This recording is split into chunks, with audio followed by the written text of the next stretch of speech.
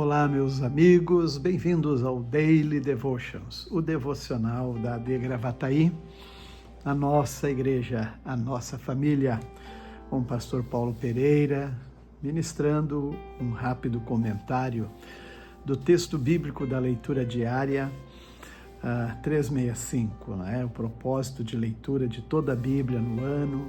No livro de Isaías, estamos no capítulo 12 a 14, um livro maravilhoso, um livro de muitas revelações de Deus para o tempo que estava o profeta ministrando durante os reinados do rei Uzias, Acás, Jotão e Ezequias. E é nesse tempo também que ele profetiza vislumbrando promessas de Deus, promessas para o povo de Israel, promessa para as nações. E é muito lindo que esse capítulo 12, ele projeta a glória de Deus em toda a terra.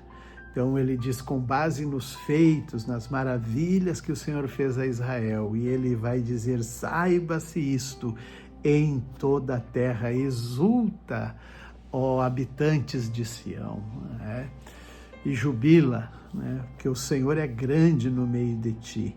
E isso é lindo demais, para o povo reconhecer e também anunciar em todas as nações.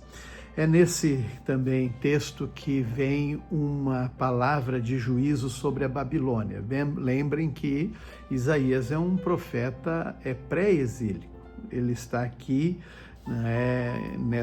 nesses capítulos, inclusive, ele profetiza justamente nessa ocasião em que o rei Acás morreu. Isso é o ano 715.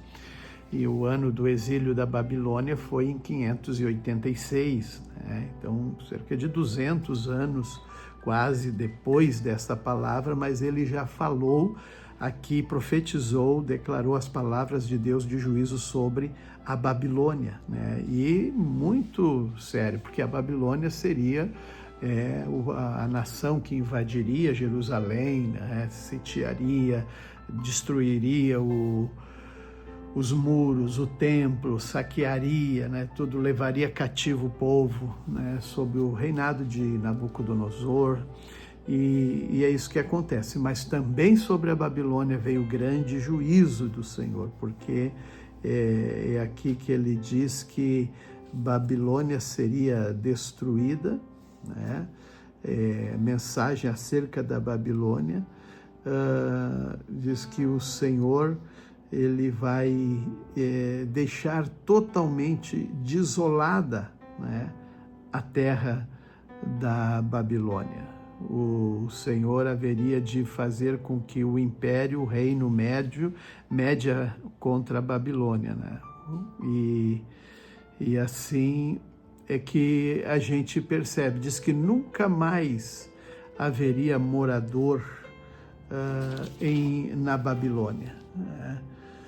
E a Babilônia, o mais glorioso dos reinos, o esplendor e o orgulho dos caldeus, será devastada como Sodoma e Gomorra quando Deus a destruiu. Lembra? Não sobrou nada. Essa era a palavra do profeta sobre Babilônia. Jamais voltará a ser habitada. E até hoje, desde que ela foi destruída, nunca mais. Houve um presidente do Iraque, onde está a Babilônia hoje, Saddam Hussein, e ele tentou reconstruir a Babilônia, mas acabou-se Saddam Hussein e nunca conseguiu levar adiante seu projeto. Permanecerá vazia geração após geração. Animais do deserto habitarão na cidade arruinada, criaturas uivantes, corujas viverão entre as suas ruínas, hienas uivarão nas fortalezas. Então, um quadro de total destruição e desolação.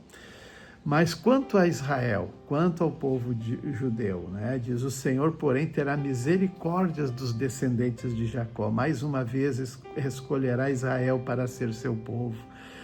Ele vai trazer eles de volta para a sua terra, a terra de Israel, e juntará né, o povo de Israel, e as nações ajudarão o povo de Israel a retornar. E essa profecia tem acontecido até os nossos dias, quando eles vêm de muitas partes do mundo. Eu mesmo tive a oportunidade de até viver em Israel em tempos em que uma grande imigração de retorno, né, da ex-União Soviética retornaram para Israel.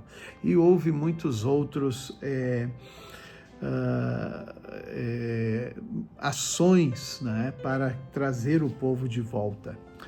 Muito bem, e aqui também tem uma palavra que revela, né, aquele que é o inimigo da alma humana, da raça humana, das coisas de Deus, porque aqui o Isaías ele vislumbra: você caiu dos céus, ó estrela brilhante, a filha da alvorada, foi lançada à terra, você que destruía as nações, pois dizia consigo: subirei os céus, colocarei meu trono acima das estrelas de Deus, dominarei no monte dos deuses, nos lugares distantes do norte, subirei ao mais altos céus, serei como o Altíssimo. Olha a arrogância, o orgulho em que agora Deus está tratando, né? Todos olharão para você e perguntarão: é esse o homem que fazia a terra tremer?